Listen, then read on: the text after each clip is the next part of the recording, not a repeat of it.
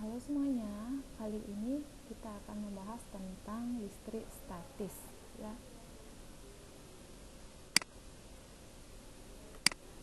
Nah, listrik statis itu adalah listrik yang tidak mengalir atau tidak bergerak. Dulu biasanya waktu sekolah SD atau SMP itu biasanya ini sudah pernah diajarkan, namun ada pengembangannya. Jadi di sini ada contoh-contoh dari listrik statis, fenomena listrik statis yaitu batang karet yang keras, batang kaca, penggaris plastik yang digosokkan dengan kain, terus yang menyisir rambut kering dengan sisir plastik, terus di sisir plastiknya itu bisa ternyata bisa mengangkat dari serpihan-serpihan kertas. Nah, yang seperti itu menyetrika baju nilon dan yang lainnya. Nah, kenapa seperti itu? Nah, saya akan jelaskan di mana susunan partikel saat padat itu kan rapat dan tidak ada renggangnya ya. Jadi saya bagi. Nah, di sini ada satu atom atau atom ini atau satu partikel ini. Contohnya adalah partikel kertas, di mana satu atom atau partikel ini ternyata terdiri dari beberapa elektron yang hitam ini ya, yang hitam yang bergerak ini, yang ini disebut dengan elektron, di mana dia bermuatan negatif. Terus yang merah ini adalah proton, muatannya positif, dan neutron itu netral yang biru, di mana proton dan neutron itu berada pada inti atom, sedangkan yang elektron itu berada pada kulit atom. Nah, dia bergerak seperti itu. Nah, dari atom, dimana seperti yang tadi saya jelaskan, dimana proton itu bermuatan positif, elektron negatif, neutron netral. Nah, ini teorinya. Proton dan neutron membentuk inti atom yang dikelilingi oleh elektron. Elektron dapat mengelilingi inti atom pada tingkat energi tertentu. Semakin jauh dari inti energi elektron semakin kecil. Nah, jika atom netral jika jumlah proton sama elektronnya itu sama. Sedangkan kalau atomnya bermuatan positif, maka dia kekurangan elektron. Dan kalau atom tersebut bermuatan negatif, dia itu kelebihan elektron. Jadi yang dapat bergerak atau berpindah-pindah itu adalah sebenarnya elektron. Gitu. Karena dia berada di kulit atom. Contohnya yang tadi itu penggaris plastik yang digosok dengan rambut dapat menarik bulu atau serpihan kertas.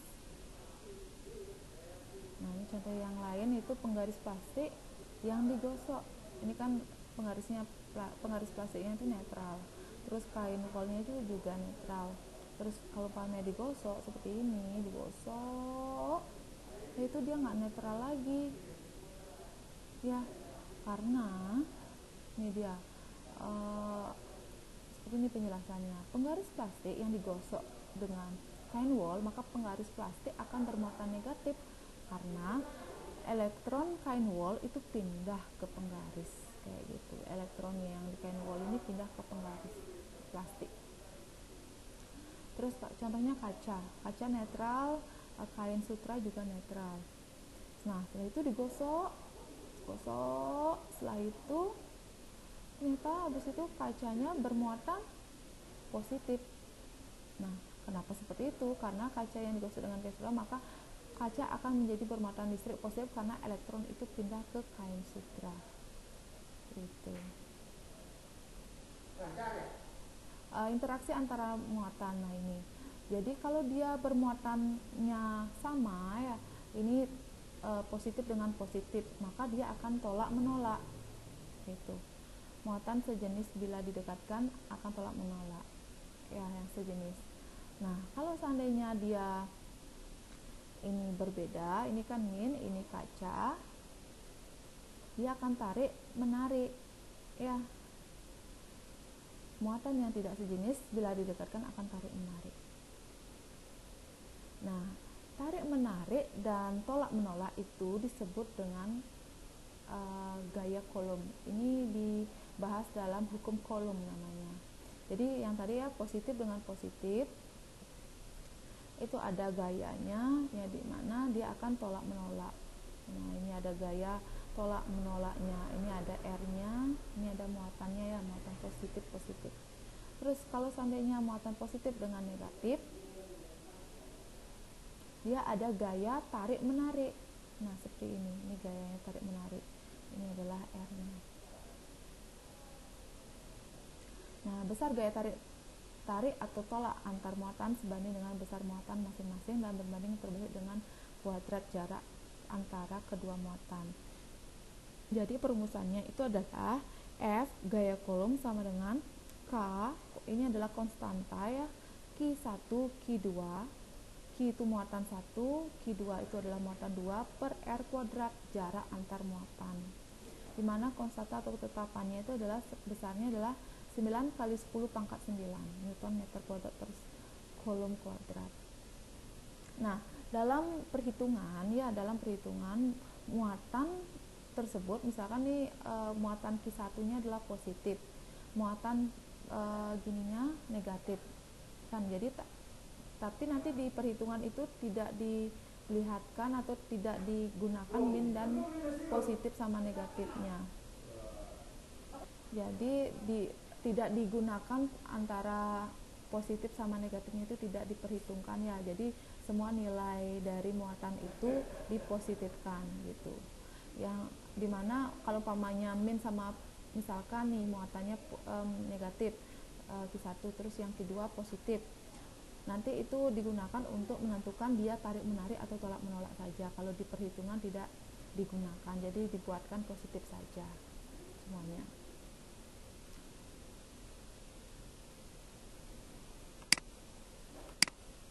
Nah, selanjutnya medan listrik.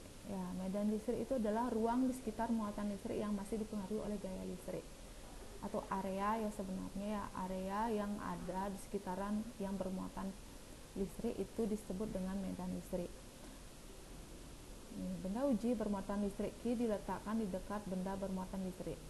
Jadi ini Q ini didekatkan benda bermuatan listrik Q, yang jika benda uji mendapatkan gaya, maka tempat di mana benda uji berada di dalam medan listrik itu benda itu bermuatan Q. Jadi sama dia. Nah, semakin jauh ini ya, semakin jauh letak benda ujinya ini, yang Q-nya ini,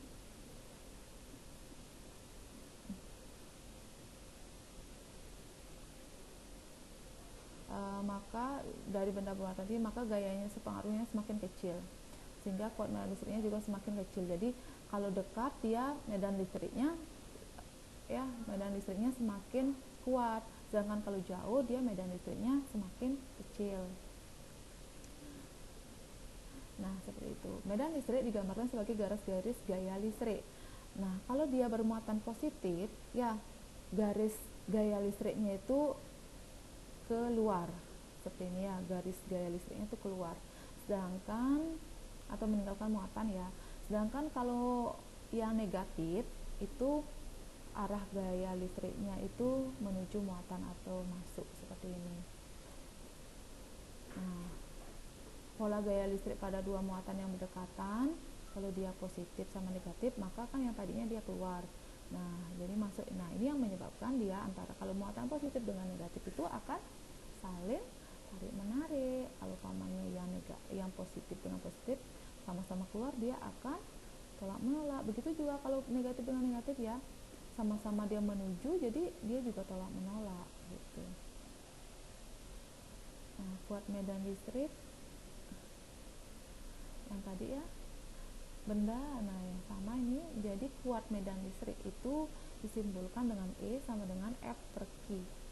Maka F nya itu kan Q K sama dengan Q1 Q2 per R kuadrat. Ini kan ada Q nya lagi satu, kita coret ya, ini ya. Nah ini, maka jadi E sama dengan K Q per R kuadrat. Dalam hal ini E itu medan listrik, satuannya Newton per Coulomb, Q muatan benda, Q itu Q kecil muatan uji, jarak dari benda, dan gaya. Ini R nya R kuadrat. Nah ini contohnya, di udara dapat dua muatan 10 mikrocoulomb dan 40 mikrocoulomb terpisah dalam jarak 20 cm. Berapakah besar gaya interaksi muatan tersebut? Ya, disebut dengan gaya Coulombnya sebenarnya. Nah, seperti itu. Jadi Q1 itu 10 mikro. Nah, kita ubah dalam bentuk Coulomb. Mikro itu sama dengan 1 mikrocoulomb itu sama dengan 10 pangkat min 6 ya, kayak gitu ya. Jadi 10 mikro itu sama dengan 10 pangkat min 6. Jadi kalau 10 mikrocoulomb sama dengan 10 kali 10 pangkat min 6 coulomb. Begitu juga ini 40 mikrocoulomb, dan yang ini diubah dalam bentuk senti ya, maka dibagi 100 jadi 20 kali 10 pangkat min 2 meter. Terus dimasukkan ke rumusnya K Q1 per R kuadrat, K nya adalah 9 kali 10 pangkat 9 dikalikan yaitu R nya R kuadrat ya, diingat ya. Nah, mendapatkan 90 Newton. Nah, ini contoh yang lain. Ini ada, kalau tadi kan cuma 2 muatan ya, 2 muatan, sedangkan ini coba 3 muatan. A, B, dan C tersusun secara terpisah. Yang A itu 1 mikrocoulomb, yang B min 2 mikrocoulomb, dan C 4 mikrocoulomb. Tentukan besar arah gaya Coulomb pada muatan B. Berarti berapa ini ya? Nah, kita gini kan dulu, buatkan ilustrasi gambarnya. Karena positif dengan negatif itu akan tarik menarik kan ya. Jadi dia B-nya ini akan tarik menarik ke sini, dan ini juga tarik menarik ini. Ya, dia tarik menarik. Ini gininya jaraknya sama ya, 1 meter. Maka kita cari dulu nih. Ya, pertama masing-masing antara berapa gaya tarik menarik antara A dan B dan C, kayak gitu. Jadi yang pertama cari gaya tarik menarik B dan A. Kita masukkan rumusnya menjadi 18 kali 10 pangkat min 3. Setelah itu B dan C ya, B dan C. B dan C itu kita cari dapat 72 kali 10 pangkat min 3. Nah, karena kedua garis itu namun berlawanan arah ya, ini ditarik, ini menarik ke sini, ini menarik ke sini, maka untuk mencari totalnya ya gaya besar pada muatan B itu, maka dicari gininya, dikurangi ya. Jadi misalkan ya, ini karena nilainya ini lebih besar ya, maka yang ini yang dikurangi ya, 72 dikurangi 18 kayak gitu. Kalau umpamanya ini gaya BA nya lebih besar ya, gaya FBA dikurangi FBC kayak gitu ya, tergantung ya. Jadi nilainya adalah 54. Nah, karena 54 nilainya positif ini ya, positif ya, positif, maka dia arahnya kemana? Gitu. Arahnya condong kemana? Nah, condong ke kanan kayak gitu. Nilainya positif. Nah, ini contoh dari gini, kuat medan ya, kuat medan listrik. Nah, 2 buah muatan susun secara seperti gambar berikut. Q1 positif dan Q2 min 2 mikrocoulomb. Tentukan besar dan arah kuat medan yang terletak 4 cm di kanan Q1 ya, 4 kanan Q1. Maka kita buat dulu ya, ini dimana jaraknya 10, maka jarak Q1 ini ya, Q1 ke titik P ini adalah 4 kan ya, sedangkan ini ke sini ini jaraknya adalah 6 kayak gitu ya, jaraknya 6. Maka langkah-langkah berikutnya kita cari dulu Q1 P ini dipengaruhi oleh Q1 berapa, kita cari dulu, dapat hasilnya ya. Terus Q2 dengan P dapat hasilnya 8/16. Nah, karena Q1 ini positif dan Q2 nya negatif, maka kalau sesuai dengan gaya Coulomb itu dia kan tarik menarik, maka dia kuat medannya itu saling menguatkan gitu. Maka untuk kuat medan listriknya itu nilainya itu dijumlah gitu. Kalau seandainya ini positif, ya keduanya juga positif, maka dia akan saling meniadakan, maka nanti E1 dikurang E2 jadinya seperti itu ya. Jadi kalau yang ini dijumlah ya, dijumlah mendapatkan ini hasilnya. Itu arahnya ke kanan karena nilainya positif. Kalau min ya, nilainya min, itu dia negatif. Seperti itu. Nah, selanjutnya flux listrik. Flux listrik itu adalah garis-garis medan yang digambarkan dalam suatu medan listrik yang homogen dan menembus ke permukaan A. Ini permukaan A-nya ya, yang persegi ini, dan ini adalah garis-garis medan listrik. Yang ini yang disebut dengan flux listrik, yang simbolnya adalah ini. Ya, flux sama dengan E kali A, seperti itu.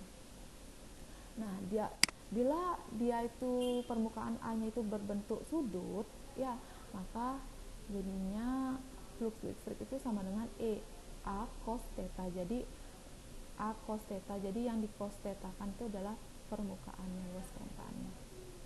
Nah, flux listrik yang melalui sembarang permukaan ya dinamakan permukaan di mana melingkup sebuah muatan listrik Q yang ditunjukkan dengan ini. Maka flux listrik ini sama dengan Q per epsilon 0 ya, ini namanya epsilon 0 ya. Kalau flux listrik yang melalui suatu permukaan tertutup di mana permukaan tersebut tidak terdapat muatan ya, yang ini tidak ada muatan, maka fluxnya 0. Kalau yang ini permukaannya ada muatan, maka Q per epsilon. Sedangkan kalau umpamanya nggak ada di permukaannya ini kan nggak ada muatan, maka fluxnya sama dengan 0. Nah, jika E tegak lurus dengan bidang, maka yang tadi sesuai dengan perumusan yang tadi ya, flux sama dengan E kali A. Terus flux ini sama dengan Q per epsilon 0. Maka kita bisa ini sama-sama flux, maka E kali A sama dengan Q per epsilon.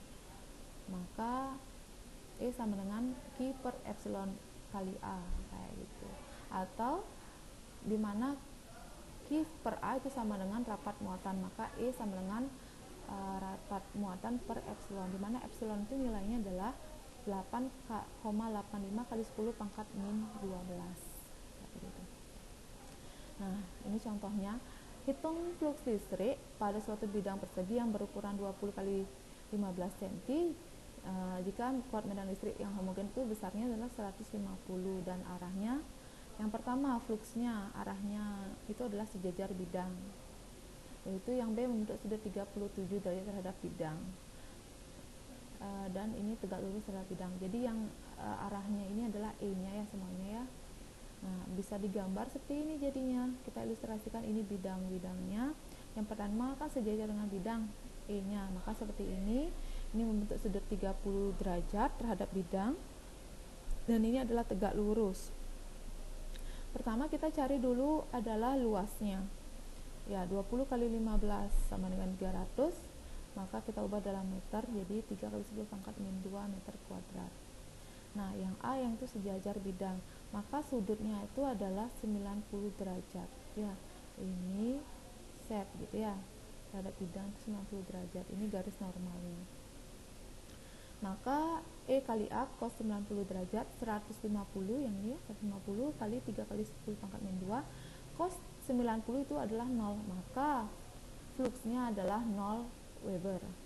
Itu kalau umpamanya fluxnya yang ini, yang B itu adalah dimana dia sudutnya 37, ini 37 derajat, maka sudutnya yang ini ke sini itu adalah 53 ya, maka pakai cos 53. Cos 53 adalah 0,6, maka fluxnya adalah 2,7 Weber. Terus yang terakhir adalah tegak lurus ya, tegak lurus, jadi dia tidak membentuk sudut di sini ya dengan garis normal, maka menggunakan cos atau sudutnya adalah 0 derajat. Cos 0 itu adalah 1, maka jawabannya adalah 4,5 Weber kayak gitu. Jadi kuat medan yang paling besar itu adalah seperti ini, tegak lurus ya. Terus selanjutnya adalah energi potensial listrik. usaha yang dilakukan gaya untuk memindahkan muatan, nah itu disebut dengan energi potensial listrik ya, usaha yang dilakukan oleh atau dilakukan gaya untuk memindahkan muatan. Nah, di mana dalam hal ini energi potensial ini adalah besaran skalar, maka dia tidak perlu ada arahnya ya. Kalau yang tadi kuat medan dan gaya itu merupakan besaran vektor, maka dia tidak hanya nilai aja ada, tapi arahnya juga ada. Nah, potensial listrik pada muatan tunggal itu besarnya adalah V sama dengan K Q per R, kayak gitu. Jadi kalau seandainya di sini ada muatan lagi ya, ini ada muatan, jadi muatannya ini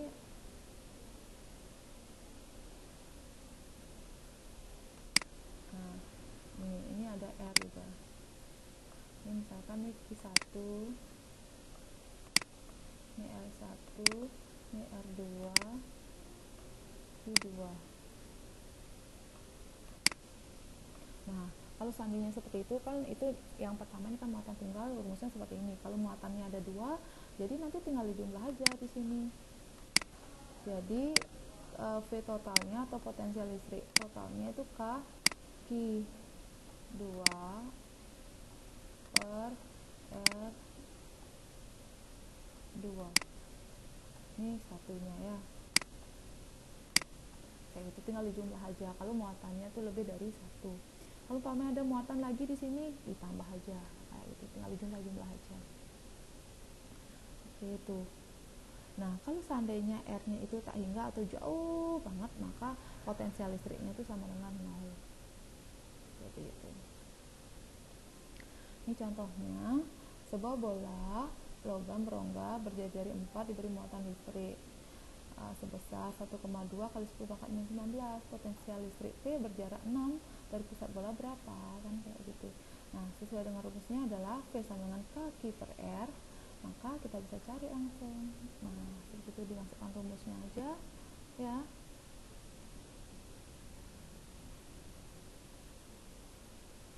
Nah, karena ini jari-jarinya 4 ya, nah di sini jadinya ya, jadi potensial itu berjarak 6 cm dari pusat, maka ini ke sini, ini kan 6, berarti nanti R-nya itu adalah 6, kayak gitu, makanya ini dayanya 6. Selanjutnya pengertian kapasitor ya, kita akan sekarang bahas tentang kapasitor. Nah, kapasitor itu merupakan salah satu elemen dari listrik ya, dimana sifatnya itu adalah gunanya untuk menyimpan energi listrik atau muatan. Kapasitor itu simbolnya adalah C ya, dimana besarnya itu adalah Q, perbandingan antara besar Q dari salah satu pengantar dengan beda potensial V.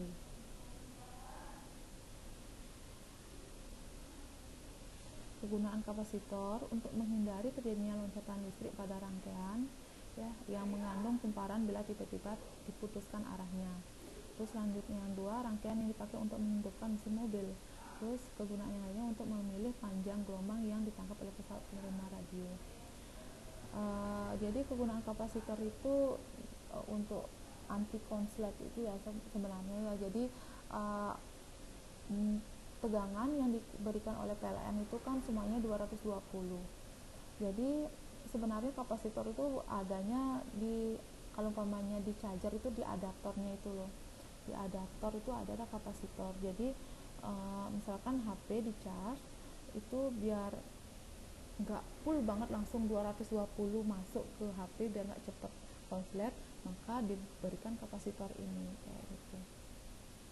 Nah, ini bentuk kapasitor itu ada yang keping sejajar, bola sepusat, dan silinder.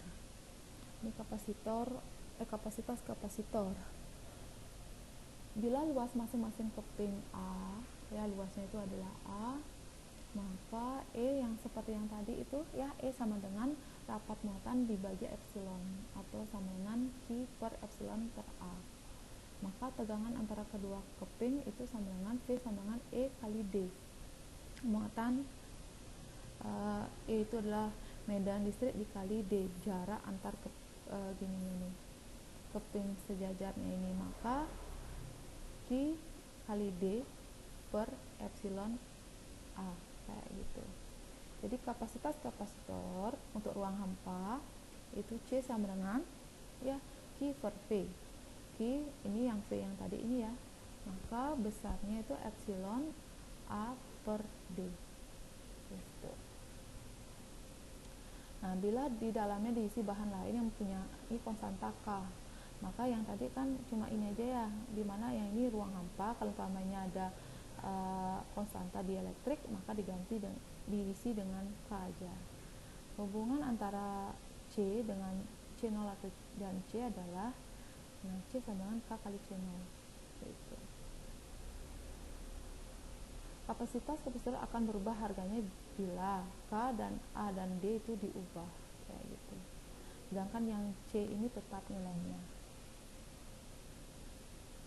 Nah, kapasitor itu bisa dihubungkan atau dirangkai secara seri maupun paralel seperti itu. Jadi yang secara seri itu nilai Q-nya itu ya Q1, Q2 dan Q3 itu sama. Nah, dimana untuk mencari C totalnya itu adalah C1 seper CS sama dengan seper C1 tambah C2 tambah C3 seperti itu. Ini untuk seri. Kalau yang paralel itu seperti ini, CP sama dengan C1 tambah C2 dan C3. Sedangkan V-nya atau tegangannya itu sama. Jadi V ya paralel itu sama dengan V1 ditambah V2 ditambah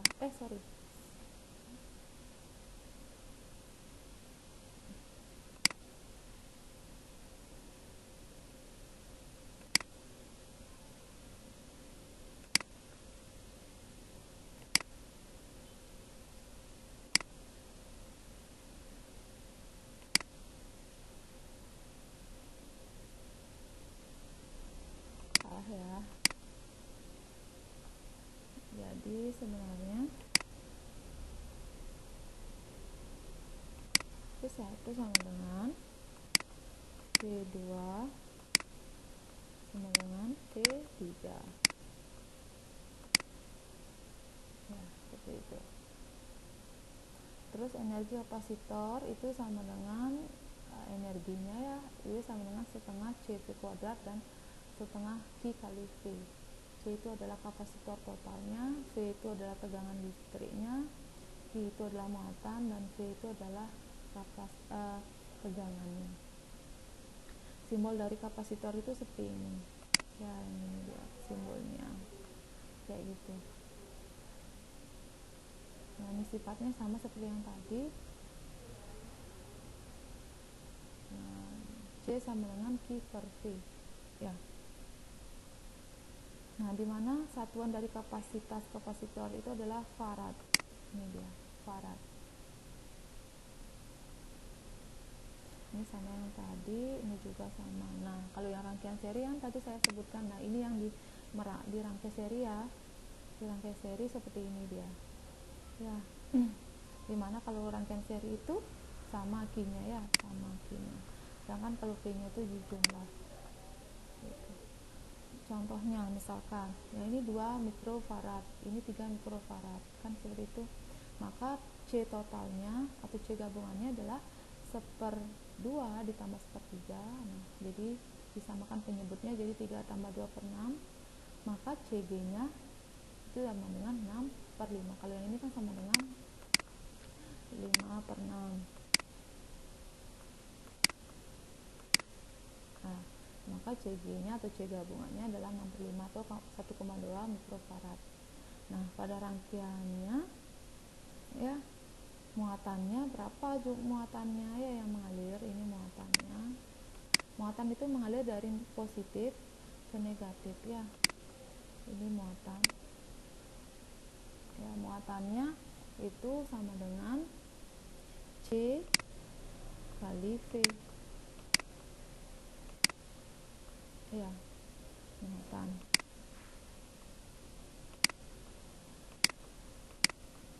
1,2 mikrofarad dikali 6, ya ini 6, maka jawabannya adalah 7,2 mikrocoulomb.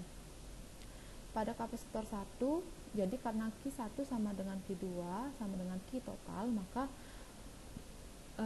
pada ini besarnya sama ya, 7,2 dan 7,2 mikrocoulomb. Sedangkan tegangannya itu sama dengan 3,6 dan 2,4 ya. Nah, di sini karena V1 itu berbeda dengan V2. Nah, caranya mencari ya, jadi kalau V itu dengan rumus yang ini sebenarnya sama ya. V itu sama dengan Q per C. Ya, Q per C. Dalam ini adalah C-nya adalah C1 ya. Maka 7,2 per C1-nya berapa? C1-nya 2. Maka 7,2 bagi 2 sama dengan 3,6. Ini kan sama-sama mikro kan, maka mikronya nanti dicoret. Terus yang kenapa dapat 2,4? Sama caranya ya, V sama dengan Q per C2. C2-nya adalah 3, Q-nya 7,2, berarti 7,2 dibagi 3 sama dengan 2,4 volt, seperti itu. Nah, kalau tegangan pada rangkaian paralel seperti ini gambarnya ya. Nah, dimana yang tadi V-nya yang sama, maka contohnya misalkan kayak gini, untuk dalam hal ini tegangannya sama, maka ini 6 volt, otomatis ini 6 volt, yang ini juga 6 volt ya. Yaitu kalau untuk menentukan C gabungannya ya, itu tinggal dijumlah 2 tambah 3 sama dengan 5. Muatannya ya, Q itu sama dengan C kali V, maka untuk Q1 nya C1 kali V, V-nya kan sama, jadi 2 kali 6 sama dengan 12 mikrocoulomb, itu pada Q1. Terus yang pada pada C2 nya adalah 18 mikrocoulomb, seperti itu. Nah, ini sama yang kayak yang tadi ya. Ini contoh yang lain, kalau ada 3 kapasitor ya. Ya, 3 kapasitor masing-masing 3 farad, 6 farad dan 9 farad dihubungkan seri. Keduanya di ujungnya ada 220 volt. Tegangan antara ujung-ujungnya kapasitor yang 3 farad berapa? Nah, kayak gitu. Maka dicari dulu gabungannya. Ya, seperti 1 tambah seperti 2 tambah C3, maka tidak disamakan penyebut, yaitu mendapat C gabungannya ini 18 per 11 farad, yaitu cari muatan gabungannya. Karena muatan antara C1, C1, C2 dan C3 itu Q-nya sama, maka pakai C gabungan ya. Jadi 18 per 11 dikali 220 dapat 360 coulomb. Ini adalah Q gabungan ya, karena Q1 Q2 itu sama, maka Q1 nya juga sama ya. Maka V yang ini yang ditanya ya, V yang ini itu sama dengan Q1 nya 360 per C1, C nya yang dipakai adalah yang ini ya. Maka 360 bagi 3, 120. Kalau V2 nya berapa? Kita cari coba yuk. V2 nya 360 ya dibagi 6, berarti jawabannya adalah 60. Nah, kayak gitu. Kalau V3 nya berapa? V3 nya berapa? V3 nya 360 juga dibagi 9, berarti jawabannya 40. Nah, seperti itu caranya ya. Nah, sekian tentang listrik statis. Terima kasih.